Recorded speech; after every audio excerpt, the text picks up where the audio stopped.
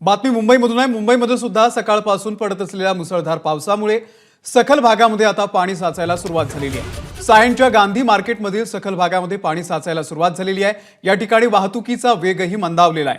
आढावा घेतलेला आहे आमचे प्रतिनिधी सूरज सावंत यांनी।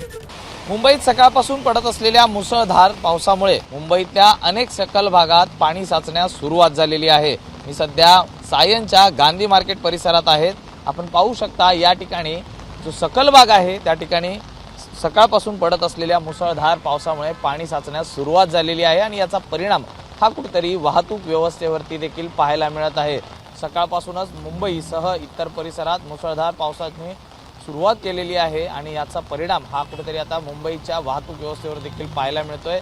मुंबई जो पूर्व द्रुतगती मार्ग आहे याला जोडणारा हा महत्त्वाचा मार्ग म्हणून ओळखला जातो आणि पावसाचं पाणी या ठिकाणी साठल्यामुळे या ठिकाणची जी वेग आहे तो कुठेतरी मंदावल्याचा पाहायला मिळत आहे। याचा परिणाम पावसाचा मध्य रेल्वे त्याचबरोबर पश्चिम रेल्वे आणि हार्बर रेल्वे या ठिकाणी देखील पाहायला मिळत आहे।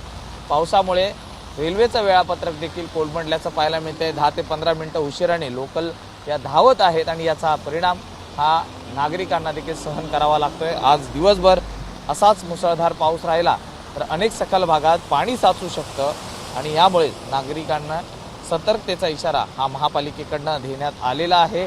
आज ऑरेंज अलर्ट असल्याची देखील माहिती हवामान खात्याकडनं देण्यात आलेली आहे। त्यामुळे मुंबईसह इतर परिसरात देखील आज असाच पाऊस राहणार असल्याची माहिती ही हवामान खात्याकडनं देण्यात आलेली आहे। त्यामुळे नागरिकांनी मुंबईतून प्रवास करताना काळजी घ्यावी असं देखील आवाहन प्रशासनाकडनं करण्यात आलेले आहे।